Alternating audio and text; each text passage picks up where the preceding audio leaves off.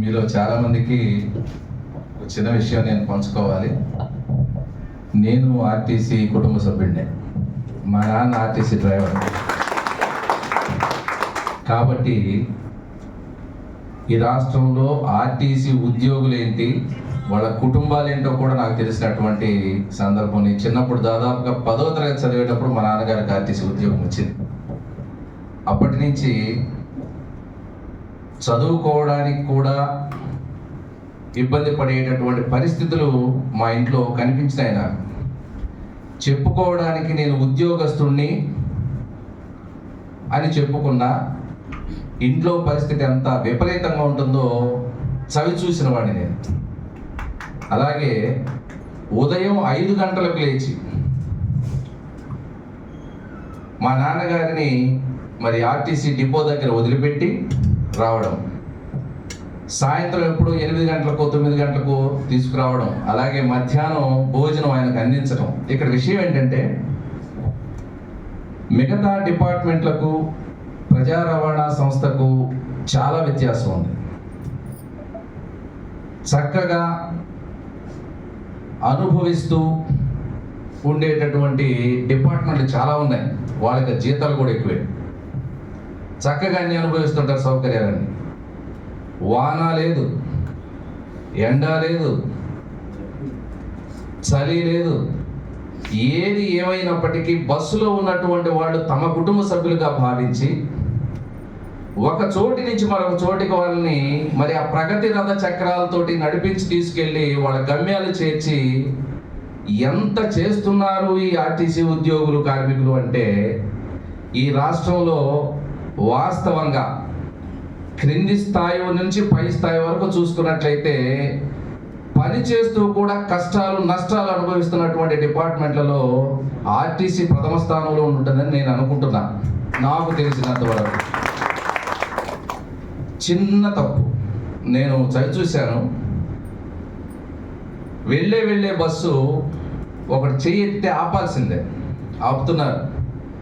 ఎవడో వెనక నుంచి వచ్చి కొట్టి బైక్ తోటి కొట్టి వాడికే దెబ్బలు తగిలి పడిపోయినటువంటి సందర్భంలో కూడా మా నాన్నగారిని పిలిచి నువ్వు యాక్సిడెంట్ చేసావు కాబట్టి నీకు ఈ పనిష్మెంట్ అని అంటే నేను అప్పుడు అడిగాను. నాకు విషయం తెలియదు. నాకు వాడు వెనక నుంచి వచ్చి వాడే కొట్టుకొని వాడికే దెబ్బలు తగిలితే మరి నీకు పనిష్మెంట్ ఎందుకు అంటే ఆర్టీసీ అంతే అన్నాడు మా నాన్న. అంటే చెప్పిన అర్థం కాదులే నీకని. ఆ రోజు నేను చదువుకుంటున్నాను కాబట్టి పెద్దగా నేను కూడా పట్టించుకోవాలా. అంటే ఎటు నుంచి వచ్చి తగిలినా కానీ ఎవడొచ్చి తగిలినా కానీ ఆర్టీసీ ఉద్యోగులకు ఆ ఉద్యోగం అనేటటువంటిది ఒక కత్తి మీద సాగు. ఎక్కడ ఆకాశంలో నడపాలన్నా ఇంకా బస్సు, ఎవడికి తగలకుండా, ఎవడు వచ్చి కొద్దకుండా.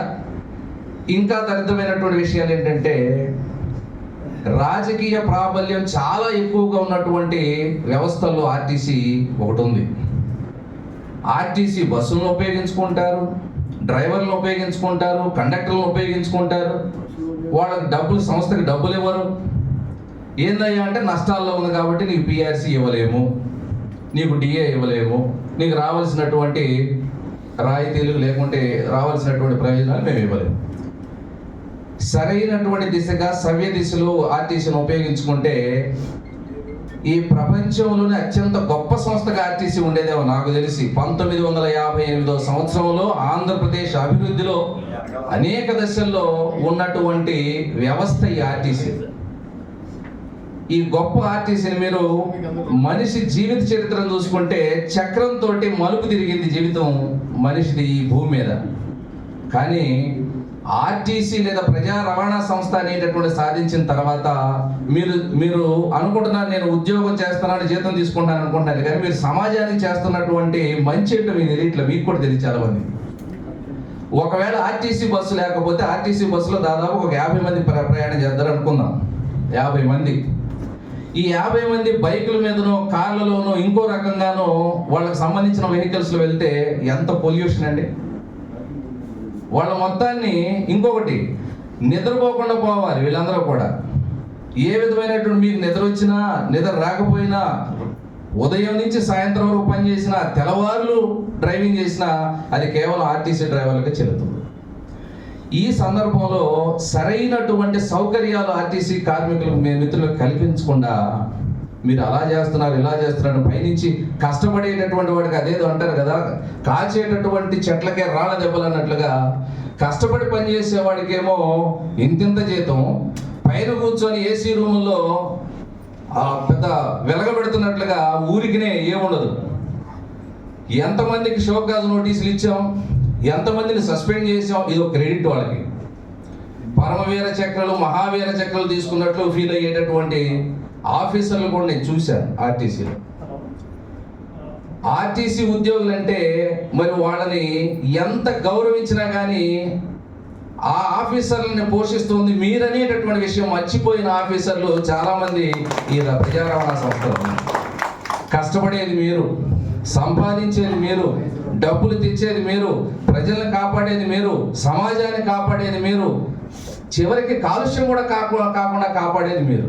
కానీ ఇళ్లలో ఉన్నటువంటి పరిస్థితి బయటికి చెప్పకుండా పంటి బిగువన మీ కష్టాలన్నింటినీ ఓర్చుకుంటూ ఈ సమాజానికి మీరు చేస్తున్నటువంటి సేవ ఏదైతే ఉందో ఖచ్చితంగా ఈ రాష్ట్ర ప్రభుత్వం గుర్తించే విధంగా చేయడంలో మన ఐక్యవేదిక చైర్మన్ గారు, అలాగే ప్రభుత్వ ఉద్యోగుల సంఘం చైర్మన్ ప్రెసిడెంట్ గారు శ్రీ కేఆర్ సూర్యనారాయణ గారు ఏ విషయాన్ని కూడా అంత తేలిక తీసుకోడు. ఆయన ఎవరో వచ్చారు, సార్ నాకు అన్యాయం జరిగింది చేయండి అంటే అలా కాదు.